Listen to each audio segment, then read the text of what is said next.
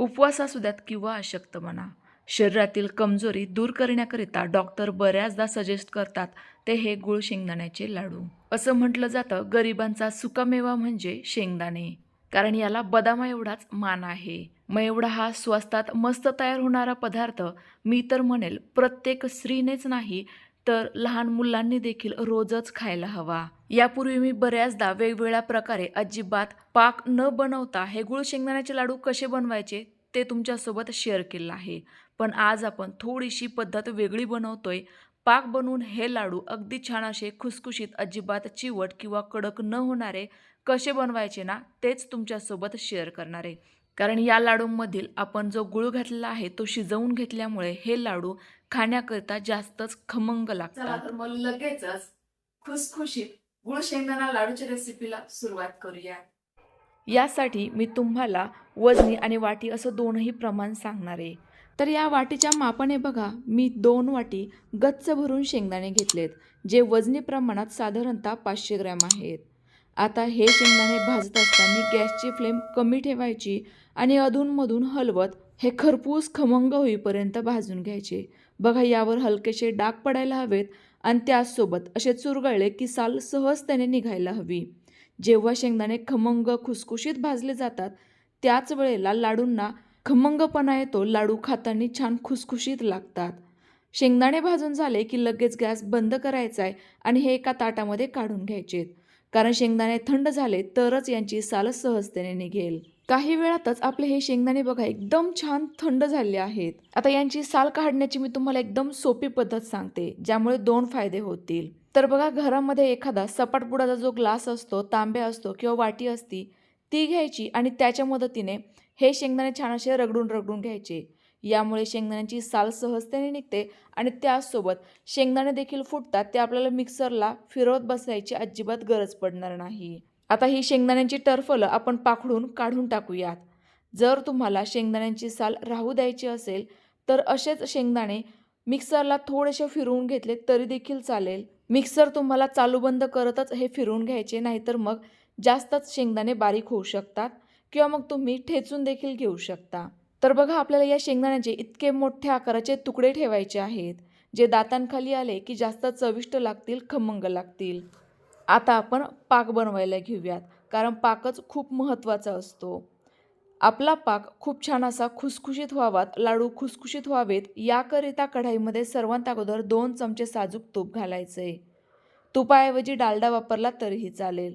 लगेचच बारीक चिरलेला, साधारणतः हलक्या हाताने दाबून दाबून भरलेला गच्च 1 वाटी भरून गूळ घालायचा आहे. गूळ हा एकदम शक्य तेवढा बारीक चिरलेलाच असावा किंवा याऐवजी तुम्ही गुळाची पावडरही वापरू शकता. आता हा आपल्याला अजिबात पाणी न घालता मंद गॅसवर सतत हलवत राहायचा आहे.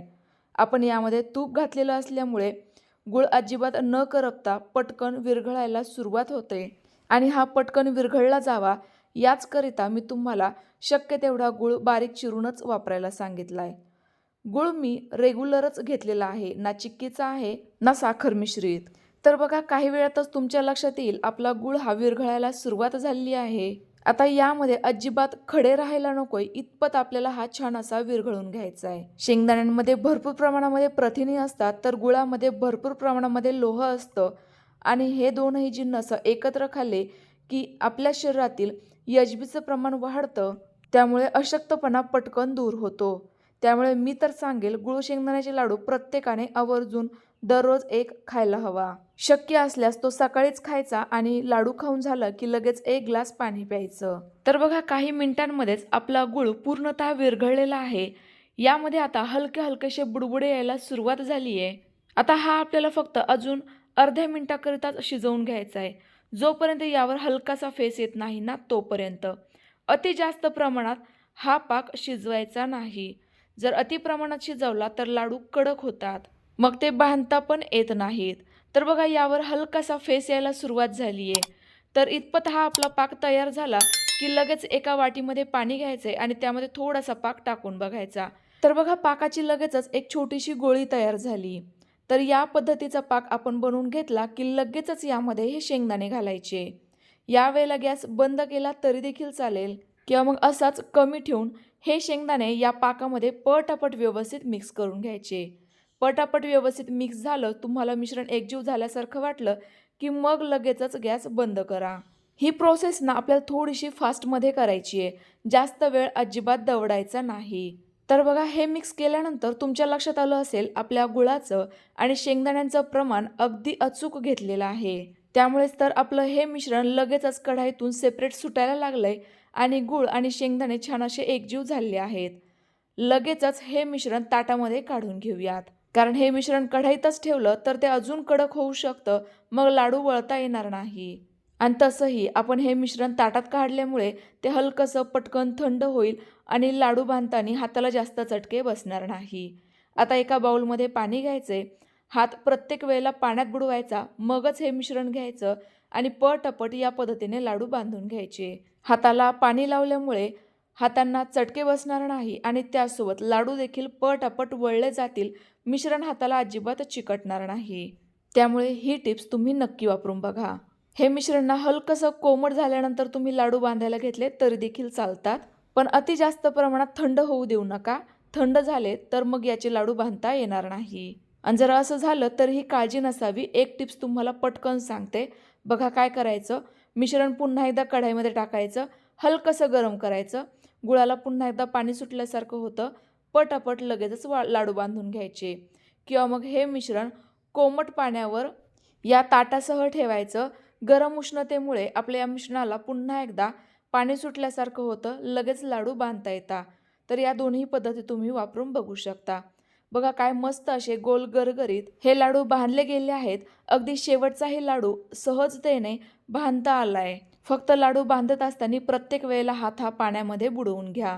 खूप छान असे खुसखुशीत आपले हे लाडू तयार झालेत. तुम्ही देखील नक्की ट्राय करून बघा. आणि आता एकादशी आहे तर उपवासाला हे लाडू हमखास चालतात. मधल्या आदल्या वेळेला छोट्याशा भुकेसाठी लाडू नक्की ट्राय करू शकता. उपवासाच्या दिवशी जर तुम्हाला फराळ करायचा नसतील तर हा लाडू एक जरी खाल्ला ना तरी देखील अजिबात अशक्तपणा न येता किंवा थकवाही न येता तुम्ही हा लाडू अगदी व्यवस्थितरित्या पार पाडू शकता. आपला हा लाडू फोडून दाखवते बघा, किती छान पटकन तुटला जातोय. यावरूनच लक्षात येतंय आपल्या लाडूंचा पाक अगदी परफेक्ट झालाय आणि सांगितलेलं प्रमाण देखील अगदी योग्य आहे. त्यामुळे नक्की ट्राय करून बघा. आजची रेसिपी कशी वाटली कमेंट्स करून नक्की कळवा. आवडल्यास लाईक करा, शेअर करा. पुन्हा भेटूयात. Bye bye.